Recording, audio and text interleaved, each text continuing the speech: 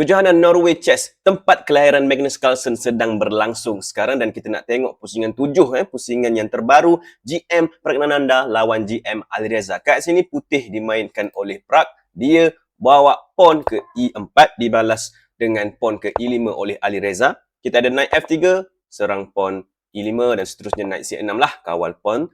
Bishop C4, okey, putih ataupun Prag pilih untuk main Italian game dan kita ada knight F6 oleh Alireza kat sini pilih untuk main variasi two knights defense. Okey, macam biasa kita ada D3, Bishop C5, A3, pawn ke A6 dan seterusnya Bishop ke E3 kat sini.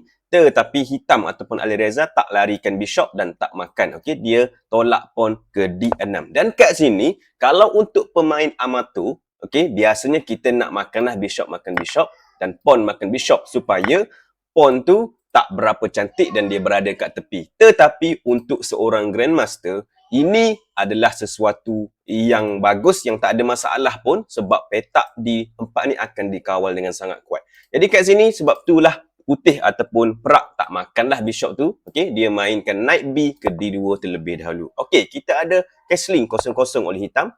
Queen ke E2, Rook E8, Bishop undur ke E2 kat sini dan seterusnya Bishop ke E6 cabar untuk makan Bishop. Jadi kat sini putih makan saja Bishop makan Bishop E6 dan kita ada Rook makan Bishop E6 dan barulah Bishop makan Bishop C5 kat sini, pawn D makan Bishop C5 dan putih ataupun Prag buat castling 0-0.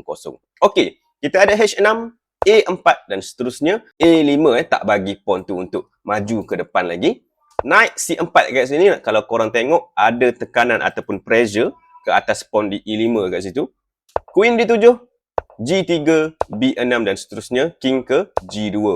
Rook ke D8 kat sini, B3. Okey, dalam posisi ni kalau korang tengok, dua-dua pemain ada setup ataupun position yang solid, okey, di mana dua-dua pun defend bagus, dua-dua pun tak boleh nak masuk. Jadi kita nak tengok macam mana dua-dua GM ni cuba untuk menyerang. Okey, kat sini hitam Rook E7 dulu, kita ada Rook A ke E1 dan seterusnya Queen ke E6 dan kat sini putih mulakan dengan knight pergi ke H4. Kenapa? Idea dia memang jelaslah nak masuk knight ke F5, satu tempat yang sangat bagus, ataupun nak buka ruang untuk tolak pawn ke F4 kat sini.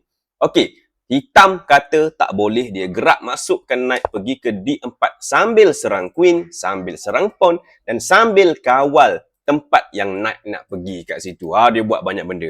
Okey, jadi queen kena serang, queen larilah ke D1.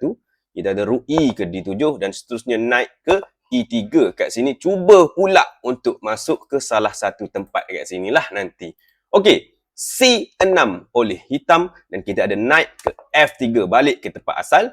Dan kat sini hitam pula yang cuba untuk strike ataupun serang di sebelah sana. Kita ada pawn ke B5 cuba untuk buka ruang kat sini. Okey, kalau putih mainkan pawn A makan pawn B5, ini tak berapa bagus sebab selepas pawn tu makan, idea hitam adalah kat sini untuk letakkan salah satu rook dia di belakang ni, jaga file A dan seterusnya tolak pawn ke depan dan cipta pas pawn. Dan pawn ni akan menjadi satu masalah yang besar untuk putih. Sebab itulah kat sini selepas B5 putih tak makan. Putih buat apa? Dia gerakkan knight dia pergi ke D2. Dia tak kisah pun pasal kat sana. Okey, kita ada queen ke E7 kat sini. Queen ke A1, prepare ataupun bersedia untuk makan pawn ni dan seterusnya makan pawn di A5 secara percuma. Tapi kat sini Alireza kata tak apa. Kalau putih nak makan tu, silakan. Jadi dia tolak je pawn G6 dan dia benarkan putih untuk makan. Prag kat sini dia fikir lama, makan ni bagus ke tak? Dan dia fikir, dia kata bagus, tak ada masalah. Jadi dia ambil pawn dia, dia makan. Dan kat sini, pawn C makan pawn B5, queen makan pawn A5 dan kita dapat tengok memang putih dapat makan pawn 1. Tapi dengan memakan pawn tu, hitam ada ruang untuk dia masuk, ada ruang untuk dia serang dan dia mulakan dengan rook pergi ke A7 kat sini serang queen. Okey, queen lari ke C3, rook masuk ke A2 dan kita dapat tengok ada masalah dekat pawn C2. Inilah idea Alireza bila dia bagi pawn free tadi. Okey, knight F3 kat sini cuba untuk hilangkan knight yang bagus tu. Kita ada pawn ke B4 serang queen, queen lari ke C4 dan barulah knight makan knight F3, king makan knight F3 dan seterusnya rook ke D4 serang queen pula, queen lompat keluar ke B5 dan kita dapat tengok queen tu terpaksa merantau di tempat orang lain. Okey. Seterusnya queen ke A7 kat sini, king ke G2 dan kalau korang tengok kat sini macam saya cakap lah, okey, queen tu tak ada banyak tempat yang dia boleh pergilah. Okey, semua tempat sudah dikawal oleh hitam dan kemungkinan dia dalam keadaan yang bahaya lah. Okey, kat sini hitam mainkan rook pergi ke D8, kita ada pawn ke F4. Prak cuba untuk bebaskan diri dia. Dan kat sini, kalau hitam mainkan pawn makan pawn kat sini dan rook makan pawn, hitam boleh gerakkan knight dia pergi ke H5, serang rook dan selepas rook tu baliklah ke mana-mana. Kat sini, hitam ada draw. Okey, Alireza boleh mainkan rook pergi ke A5 serang queen dan kita dapat tengok queen ni tak boleh nak lari. Kalau dia lari masuk ke dalam ni tak bagus sebab rook pergi ke D4, queen tu akan mati. Okey, jadi nak tak nak queen Prak terpaksa pergi ke C6 dan kalau pergi ke C6, rook pula yang akan serang queen dan akan terjadilah gerakan yang sama, perpetual move dan akan seri, akan draw. Tetapi kat sini Alireza tak nak draw. Okey, selepas pawn ke F4 dia tak makan pawn tu, dia terus gerakkan rook dia pergi ke E5. Ini berlainan, ini berbeza sebab tak ada draw kat sini dan Prak larikan queen dia ke C6. Kita ada rook serang ke E6. Kat sini Alireza ingatkan dia dah boleh draw kat sini dengan serang queen berulang kali. Tapi GM Prak kata tak, dia ada satu move yang sangat bagus. Okey, korang boleh pause video ni kat sini dan cari apakah gerakan yang bagus tersebut. Silakan. Sementara korang cari tu, saya cerita sikitlah kedudukan sekarang.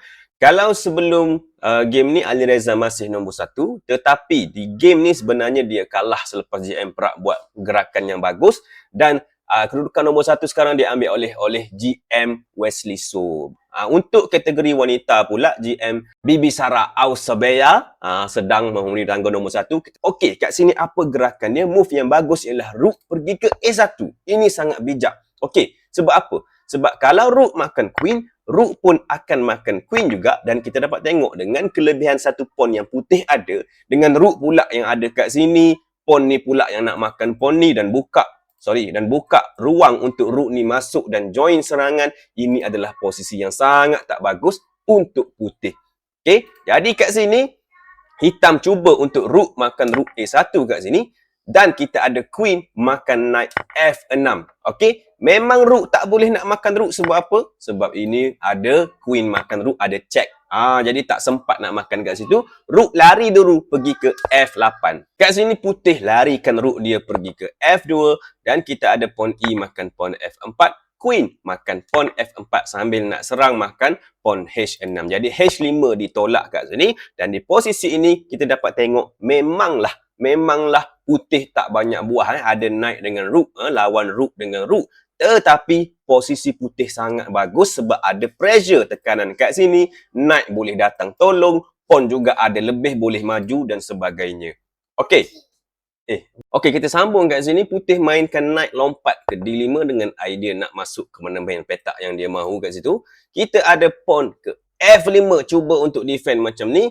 Tapi kat sini Prak gerakkan queen dia pergi ke E5 terlebih dahulu. Kita ada queen ke G7. Cuba untuk tukar queen tapi mestilah putih tak nak sebab position dia best. Queen E6 check, queen block di F7 dan kita ada queen D6 kat sini.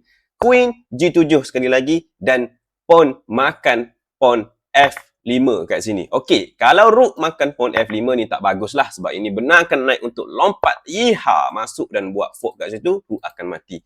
Okey, jadi pawn G terpaksa makan pawn F5 dan kita ada rook pergi ke E2. Cuba untuk masuk pula di sebelah sini. Okey, hitam cuba untuk serang dengan pawn ke F4 dan cuba untuk pecahkan kubu ataupun cuba untuk buat fork kat sini, serang king, serang rook. Tapi ini tak jadi apa-apa sebab knight makan je, pawn F4 tu percuma. Kita ada queen ke B7 check, rook block tutup di E4 dan selepas itu rook ke A6 serang queen. Queen makan je pawn C5, tak ada masalah Prak kata sebab selepas rook pergi ke C8 serang queen, ya ada nak makan belakang ni. Kalau kita, mungkinlah kita akan larikan queen pergi sini, nak kawal. Ini pemain amatur. Okey? Kalau grandmaster dia larikan queen dia ke F5 macam prak, dan dia bagi je rook makan pawn tu sambil check. Sebab apa? Sebab dia memang tahu selepas king dia lari ke H3, tak ada masalah king tu selamat dan king hitam tak berapa selamat. Okey, kita tengok kat sini, queen F7 cuba untuk tukar queen, tapi prak buat satu lagi gerakan yang bagus dengan queen pergi ke G5 check. Kenapa gerakan ni bagus? Kita dapat tengok kat sini. Selepas king lari ke F8, queen akan pergi check lagi. Dan kat sini dah tak ada apa-apalah. Kalau king lari ke sini, kita ada rook masuk ke sini dan kita dapat tengok queen tu mati. Sama juga macam mana sekalipun king tu lari, memang akan mati. Sebagai contoh, king lari ke H7, rook akan boleh pergi ke E7. Mati juga queen. Kalau queen block di G7, memang rook pergi check dulu di E8 dan kita dapat tengok king lari ke mana-mana pun, rook akan masuk juga ke sini, mati juga dia punya queen. Sama juga, kalaulah lari ke king lari ke H8 kat sini, queen akan D8 dulu dan sama je, king lari ke atas, kita akan rook masuk. Kalau block mula queen, memang rook yang masuk, pun kalah.